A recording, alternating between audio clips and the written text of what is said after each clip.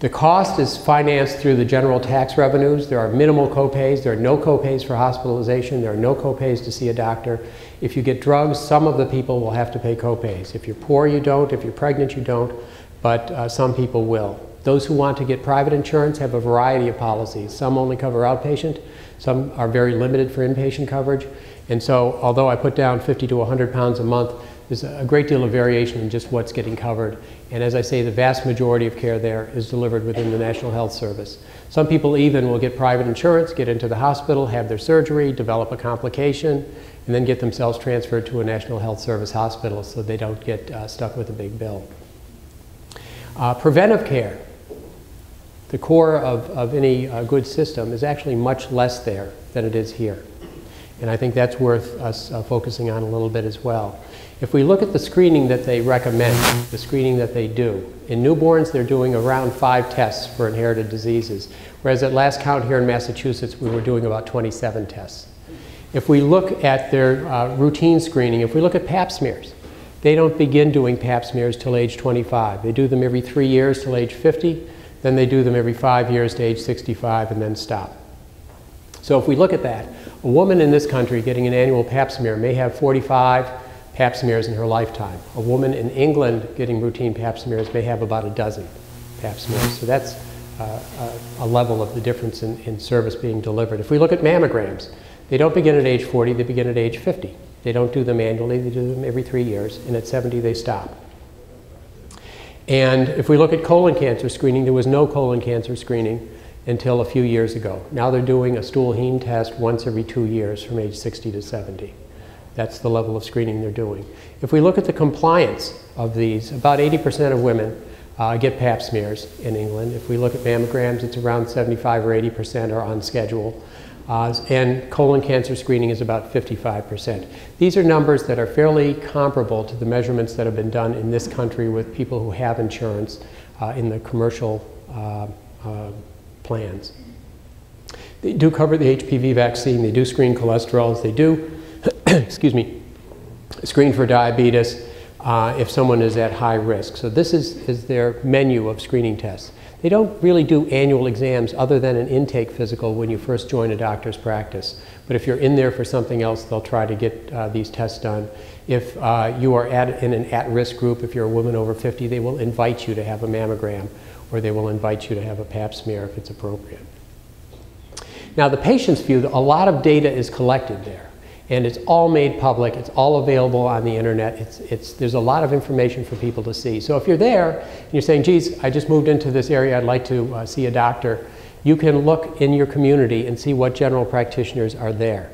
You can see what their address is, how far they are from you, you can see whether they're taking patients or not.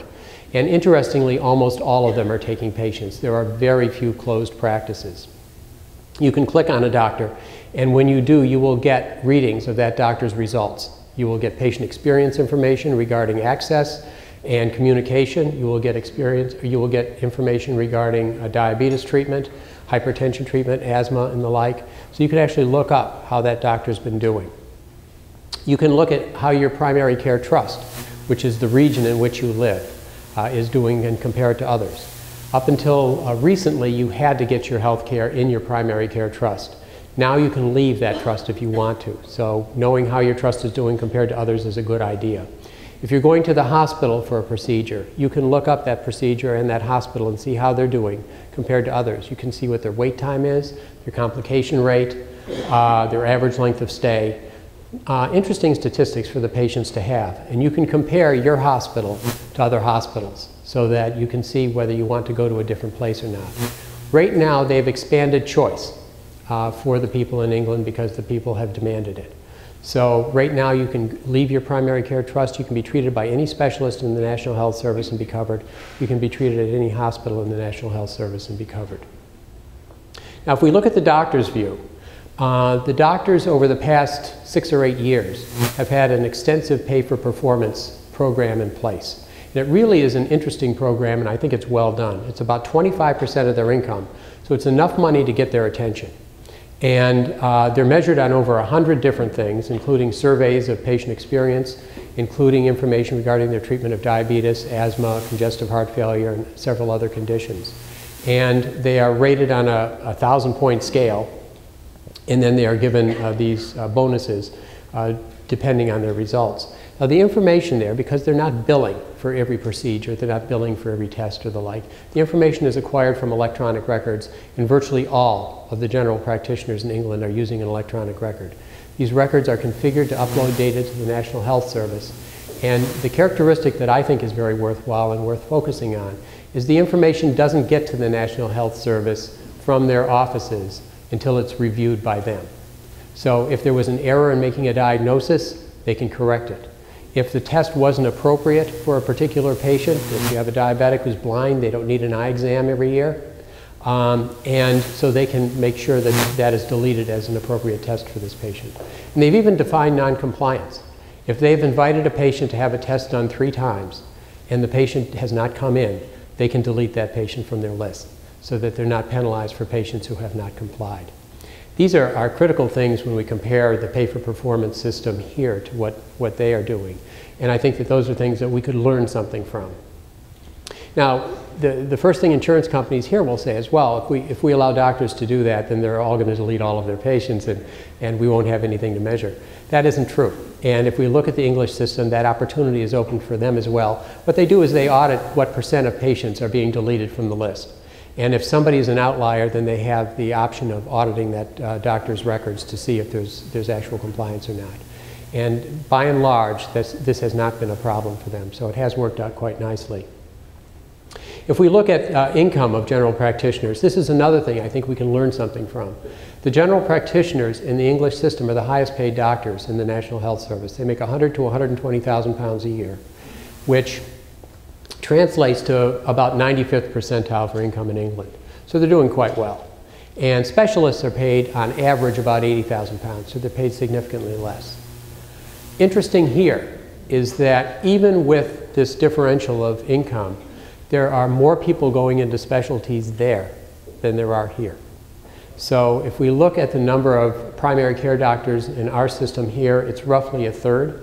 And if we look at the number of primary care doctors there, it's roughly 1/4. They take care of 60 million people with around 32,000 primary care doctors in England. Panel sizes are roughly the same. Time with patients is roughly the same. And the other thing that's worth knowing is if you Google doctor discontent in any country in the world, your computer will explode. Doctors everywhere don't seem to be terribly happy. And if we survey doctors in Massachusetts, we've got a 1 in 5 saying they wouldn't choose medicine again. If we use a different survey in England, we find that people who have completed their education and qualified for practice, 18% are not practicing 5 years later. This sort of discontent actually is around the globe in medicine. If we ask the doctors in England what they're unhappy about, it's top-down management. It's this relentless data collection that the system is involved with. But nonetheless, as I say, a radically different system, but still doctors aren't terribly happy. If we look at the National Institute for Clinical Excellence, as I mentioned earlier, it's accessible to everyone, their guidelines are available, and it's very useful to just try to tune into that and take a look at how they analyze problems, how they analyze treatments or drugs.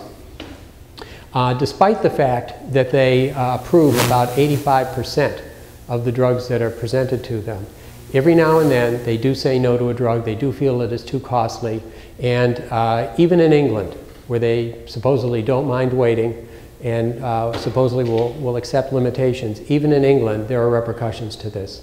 The pharmaceutical companies protest, Parliament is made aware, support groups are enlivened, and it gets in the press, and pressure is brought to play on the National Institute for Clinical Excellence.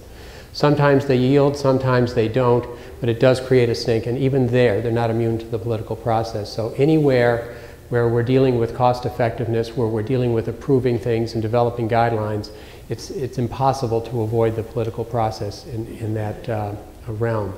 An interesting thing has happened as a result of this, though, and one compromise that has been worked out is for very costly drugs, perhaps drugs that are used to treat cancer. They've worked out deals with some of the pharmaceutical manufacturers where they'll pay the price, but if it doesn't work, if the patient doesn't respond, they get a refund of the price.